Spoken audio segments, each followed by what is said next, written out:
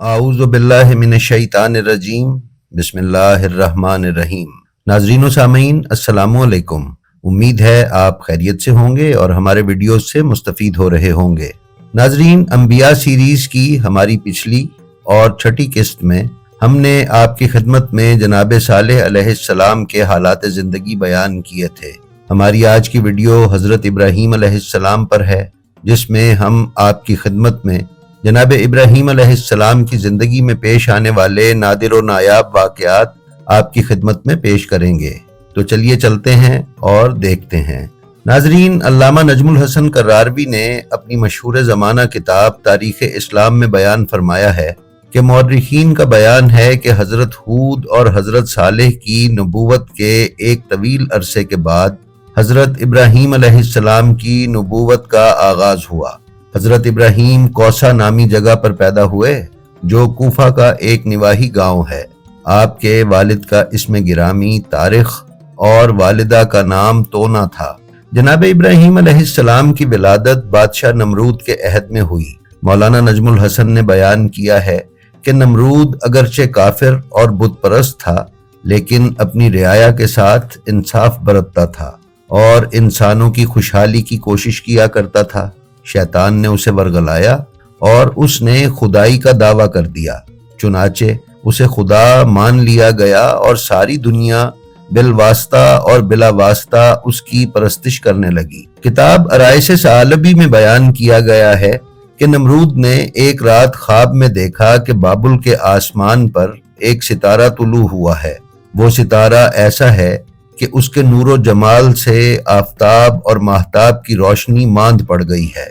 वो इस ख्वाब से बदहवास हुआ और उसने मुनज्जिम और काहिनों को अपने दरबार में इकट्ठा किया, जिन्होंने उसे खबर दी कि तेरी मुमलिकत में अनकरीब एक ऐसा बच्चा पैदा होगा जो अजीमुशान होगा और उसकी पैदाइश तेरी खुदाई के खात्मे का पैगाम होगी। वो एक नए दीन का आगाज करेगा और तेरी सल्तनत खत्म करके बुतों को तोड़ देगा। यह सुना तो नमरूद ने ऐलान कर दिया कि कोई औरत हामिला ना हो और अगर किसी के हमल ठहर जाए तो उसे गिरा दिया जाए। उसके इस हुक्म के तहत उसकी सल्तनत की 1,00,000 औरतों के हमल गिराए गए, लेकिन खुदा की कुदरत से जनाब इब्राहीम की वालिदा उम्मीद से हो गईं। अल्लाह ताला की हिकमत गालिब आई और उनका हमल जाहिर ही ना हो सका।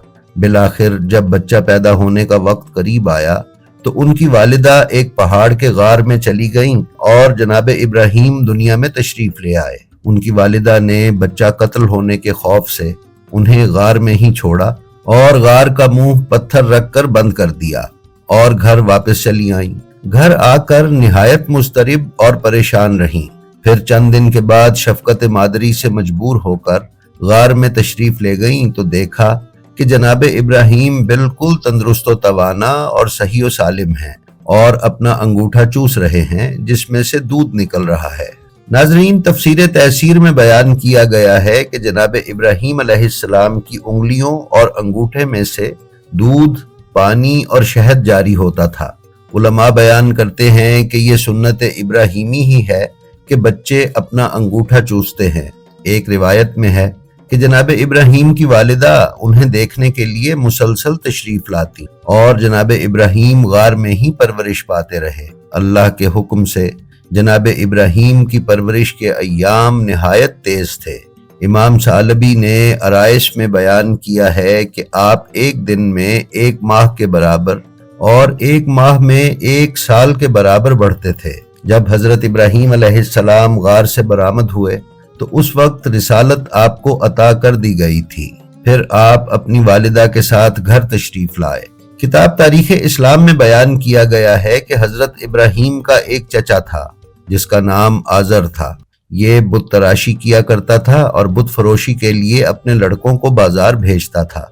आजर ने जनाब इब्राहीम को भी अपने लड़कों के साथ बुत बेचने के लिए बाजार भेजना चाहा तो जनाब इब्राहीम ने पहले तो इनकार कर दिया, लेकिन फिर ये बुतों को बाजार में लेकर जाते और बड़े बुत की कमर में रस्सी बांधकर उसे घसीटते थे और आवाज लगाते थे कि है कोई ऐसा जो इस किस्म के बुत को खरीदे जो ना तो नफा पहुंचा सकता हो और ना ही नुकसान। जनाब इब्राहिम की इस तरकीब से उनके चचा के बुत बिकने बहुत कम हो गए। फिर आपने अपने चचा को तबलीग की कि ए चचा, बुतों को बनाना और बेचना छोड़ दो और खुदाए वाहिद की इबादत करो। नाजरीन, किताब रोज़तुस सफ़ा में बयान किया गया है कि जनाब इब्राहिम की तबलीग की शोहरत दूर दूर तक फैल गई, यहाँ तक कि नमरूद के कानों में जा पहुंची। ये सुनना था तो नमरूद ने हुक्म दिया कि इब्राहिम नामी उस नौजवान को हमारे दरबार में पेश किया जाए। जनाब इब्राहिम को यह पैगाम मिला तो आप नमरूद के दरबार में तशरीफ ले गए। ना तो आप आदाब शाही बजा लाए और ना ही उसे सलाम किया और ना ही दरबार की रस्म के मुताबिक नमरूद को सजदा किया। नमरूद ने कहा, सारी दुनिया मुझे सजदा करती है, तुमने क्यों नहीं किया? हजरत इब्राहिम ने फरमाया कि मैं अपने खालिक के सिवा किसी को सजदा नहीं कर सकता। उसने पूछा, तुम्हारा खुदा कौन है? जनाब इब्राहिम ने फरमाया, मेरा खुदा वो है जो जिंदा करता है और मारता है। नमरूद ने कहा, मैं भी तो जिंदा करता और मारता हूँ। ये कहकर उसने दो आदमियों को कैद से बरामद करवा के एक को छोड़ दिया और दूसरे को कत्ल कर दिया और कहा कि देखो, मैं भी जिंदा करता और मारता हूँ। जनाब इब्राहिम ने उसे कहा कि मेरा खुदा वो है जो आफताब को मशरिक से निकालता है। अगर तू खुदा है तो आफताब को मगरिब से निकाल कर दिखा। ये सुनकर नमरूद मबहूत हो गया, फिर गुस्से में बहुत भड़का, मगर जनाब इब्राहिम का कुछ बिगाड़ ना सका। जनाब इब्राहिम वहां से कामयाब तशरीफ ले गए। फिर जनाब इब्राहिम अलैहिस्सलाम ने अपनी तबलीग का दायरा वसी करने का ख्याल किया। इस मकसद के पेश नज़र आप बराबर मौके की तलाश में रहे, यहाँ तक कि साल का वो अहम दिन आ गया जिसे लोग यौम ईद करार देते थे। उस ईद के दिन वो अपने पकवान अपने बुतों के सामने लाकर रखते थे और फिर ईदगाह चले जाते थे। ईदगाह से वापस आकर वो अपना सामान बुतों के सामने से उठाते, फिर उम्दा लिबास पहनते और जश्न मनाते। जब वो अपने खाने बुतों के सामने रख कर ईदगाह जाने लगे तो उन्होंने जनाब इब्राहिम को भी अपने साथ चलने की दावत दी, लेकिन जनाब इब्राहिम ने इनकार कर दिया। जब वो लोग चले गए तो जनाब इब्राहिम ने एक कुल्हाड़े से तमाम बुतों को चकनाचूर कर डाला। अलबत्ता सबसे बड़े बुत को बाकी रखा और उस कुल्हाड़े को उसकी गर्दन में टांग दिया। नाजरीन, जब वो लोग ईदगाह से वापस आए और अपने बुतों को टूटा हुआ देखा तो निहायत परेशान हुए और हजरत इब्राहिम से पूछा तो उन्होंने फरमाया कि उस बड़े बुत से पूछ लो कि ये किसने किया है, और अगर वो ना बता सके तो यही मुजरिम है, क्योंकि कुल्हाड़ा इसी के गले में है। जनाब इब्राहिम की इस बात पर मुशरिकीन निहायत शर्मिंदा हुए। हजरत इब्राहिम मुसलसल तबलीग में लगे रहे और उनकी तबलीग का असर ये हुआ कि लोगों की अच्छी खासी तादाद मुसलमान हो गई। नमरूद को जब उनकी तबलीग के जोर शोर का इल्म हुआ तो उसने उनकी गिरफ्तारी का फैसला किया और फिर जनाब इब्राहिम अलैहिस्सलाम को गिरफ्तार करके कैद खाने में डाल दिया गया, जहां वो 7 साल कैद में रहे। नाजरीन, इस 7 साल की कैद के बाद जनाब इब्राहिम अलैहिस्सलाम को नमरूद ने जिंदा आग में फेंकने का फैसला किया। किताब मुआरिजुल नबूवत में बयान किया गया है कि नमरूद ने कौसा के मकाम पर, जो कि कूफा में है, एक 4 दीवारी तैयार करवाई जिसकी लंबाई 4 फरसख और चौड़ाई भी 4 ही फरसख थी और उसकी बुलंदी 100 गज थी। जब ये 4 दीवारी मुकम्मल हो गई तो उसको लकड़ियों से भरवाया, फिर उन लकड़ियों पर तेल और गंधक डालकर आग लगा दी गई और जब उसके शोले भड़क उठे तो उन्होंने मीलों मील तक ये आलम पैदा कर दिया कि कोई उस आग के करीब नहीं जा सकता था और कोई परिंदा उस पर से गुजर नहीं सकता था। तबरी ने बयान किया है कि उस आग को रोशन करने में 2 साल लगे थे। जब ये आग रोशन हो गई तो अब कोई तरीका ऐसा न था कि हजरत इब्राहिम को आग में डाला जा सके, क्योंकि उस आग के करीब कोई जा ही नहीं सकता था। ये लोग इसी तरद्दुद में थे कि शैतान ने उन्हें मंजनीक बनाने का मशवरा दिया और उसकी तरकीब बताई। जब मंजनीक तैयार हो गई तो उसने उसमें एक बड़ा पत्थर रखवा कर फेंकवाया। ये तजर्बा कामयाब हो गया तो जनाब इब्राहिम अलैहिस्सलाम के हाथ पांव बांधे गए और गले में लोहे का एक तोक डाला गया, फिर मंजनीक में बिठाकर उन्हें आग में फेंका गया। روایات میں بیان کیا گیا ہے کہ جب منجنیق سے پھینکنے کے بعد ابراہیم علیہ السلام آگ کی طرف جا رہے تھے تو فرشتوں نے آپ کو مدد کی پیشکش کی، جسے جناب ابراہیم نے مسترد کر دیا اور فرمایا کہ میں اس وقت امتحان میں ہوں، مجھے تمہاری مدد کی ضرورت نہیں ہے۔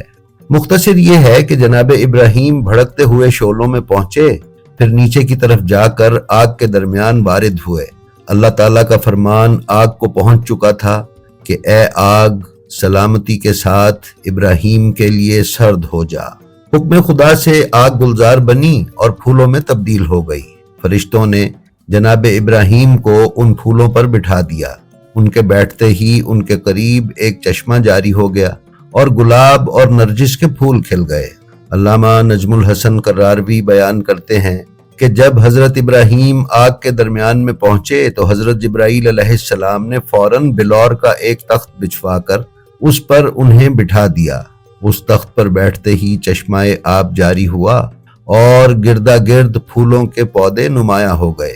ناظرین، امام جعفر صادق علیہ السلام فرماتے ہیں کہ حضرت موسیٰ علیہ السلام اس لیے خوف زدہ ہوئے تھے کہ ان کے صلب میں نور محمدی نہ تھا، اور حضرت ابراہیم اس لیے آگ سے بے پرواہ تھے اور جانتے تھے کہ آگ انہیں اذیت نہ پہنچا سکے گی، کیونکہ ان کی پشت میں حضرت محمد مصطفیٰ، علی مرتضیٰ، حضرت فاطمہ الزہرا، امام حسن اور امام حسین اور ان کی 9 اولادوں کا نور موجود تھا۔ مورخین کا بیان ہے کہ آتش نمرود کے گلزار بننے کے واقعات دیکھ کر حضرت لوط اور جناب سارہ نے ایمان کا اظہار کیا، اور نمرود کی بیٹی رازہ بھی ایمان لے آئی۔ حضرت لوط حضرت ابراہیم کے چچا زاد بھائی تھے اور جناب سارہ چچا زاد بہن تھی۔ بیان کیا جاتا ہے کہ نمرود کی آگ سے نکلنے کے بعد حضرت ابراہیم برابر تبلیغ کیا کرتے تھے۔ ان کی اس جد و جہد کو دیکھ کر نمرود نے اپنے ہمراہیوں سے کہا کہ میں آسمان کی طرف جاتا ہوں اور ابراہیم کے خدا کو تیر مار کر ہلاک کر دوں گا۔ لوگوں نے اسے بہت سمجھایا لیکن وہ نہ مانا، چنانچہ اس نے ایک بہت بلند مینار تیار کرنے کا حکم دیا جو سالوں میں مکمل ہوا۔ جب وہ بن گیا تو وہ اس پر جا چڑھا اور آسمان کی طرف تیر چلایا۔ تیر چلا کر جب نمرود پلٹ گیا تو اسی دوران ایک زبردست زلزلہ آیا اور وہ مینار زمین پر گر کر تباہ ہو گیا، لیکن نمرود بچ گیا۔ پھر اس کی قوم پر مچھروں کا عذاب نازل ہوا اور ایک مچھر نمرود کے ناک میں گھس کر اس کے دماغ میں جا پہنچا، جس سے اس کی موت واقع ہوئی۔ کتاب روضۃ الصفا میں ہے کہ نمرود کے سر میں جو مچھر گھسا، اس کی وجہ سے اس کے سر پر جب تک جوتیاں نہیں ماری جاتی تھیں اس کو سکون نہیں ہوتا تھا۔ وہ اس واقعے کے 40 سال بعد تک زندہ رہا اور جوتیاں کھاتا رہا، اور بالآخر اسی سبب سے اس کی جان گئی۔ ناظرین، جناب ابراہیم علیہ السلام نے اس کے بعد وہ زمین چھوڑ دی اور مقام حران پر جا پہنچے اور وہیں رہائش اختیار کی۔ وہیں پر انہوں نے جناب سارہ سے شادی کی اور وہاں پر بھی تبلیغ کی وجہ سے حران کا بادشاہ ان کے مخالف ہوا، تو پھر وہ جگہ بھی چھوڑ دی اور کنعان ہجرت کر گئے، جہاں آپ نے تھوڑا عرصہ قیام کیا اور پھر قحط کی وجہ سے مصر روانہ ہوئے۔ ناظرین، اس وقت مصر پر سنان نامی فرعون کا قبضہ تھا۔ اس کے بارے میں مشہور تھا کہ خواتین اس سے محفوظ نہیں ہیں۔ جناب ابراہیم علیہ السلام نے جناب سارہ کو ایک صندوق میں بند کیا، لیکن مصر کی سرحد پر وہ صندوق کھلوا لیا گیا۔ جناب ابراہیم علیہ السلام کو قید کر لیا گیا اور جناب سارہ کو بادشاہ کے دربار میں پہنچا دیا گیا۔ بادشاہ نے جب حضرت سارہ کی طرف ہاتھ بڑھانے کی کوشش کی تو اس کا ہاتھ سوکھ گیا، جس پر اسے معلوم ہوا کہ یہ کوئی مقدس خاتون ہے۔ اس پر اس نے حضرت سارہ سے معافی مانگی اور توبہ کی اور ان کی خدمت کے لیے ہاجرہ نامی ایک کنیز انہیں دی۔ پھر حضرت ابراہیم علیہ السلام کو رہا کیا اور انہیں کہا کہ آپ انہیں لے کر مصر سے نکل جائیں۔ اس کے بعد جناب ابراہیم شام کی طرف نکل گئے اور وہیں قیام کیا۔ وہاں آپ نے کنواں کھدوایا اور مسجد بنوائی جس میں آپ عبادت کیا کرتے۔ ناظرین، مورخین بیان کرتے ہیں کہ جناب ابراہیم کی عمر کا ایک بہت بڑا حصہ گزر چکا تو آپ کے دل میں بیٹے کی تمنا پیدا ہوئی۔ اس پر جناب سارہ نے حضرت حاجرہ کو جناب ابراہیم کو ہبہ کرتے ہوئے کہا کہ آپ ان سے عقد کر لیں، شاید خدا آپ کو کوئی اولاد دے دے۔ لہٰذا حضرت ابراہیم نے جناب حاجرہ سے عقد کر لیا، جو اس وقت جوان تھیں، اور پھر انہی کے بطن سے اللہ نے انہیں ایک چاند سا بچہ عطا کیا جس کا عبرانی نام اشموئیل رکھا گیا، جو کثرت استعمال کی وجہ سے اسماعیل ہو گیا۔ ناظرین، جناب ابراہیم حضرت اسماعیل کو بہت چاہتے تھے۔ ان کی اس محبت کی وجہ سے جناب حاجرہ کے دل میں برتری کا احساس پیدا ہوا، جس پر جناب سارہ نے حضرت ابراہیم سے کہا کہ وہ حاجرہ کو کسی ایسی جگہ چھوڑ آئیں جہاں آبادی نہ ہو۔ مجھے خوف ہے کہ ان کے خلاف مجھ سے کوئی ایسا عمل سرزد نہ ہو جائے جو خدا کے حضور گناہ میں لکھا جائے۔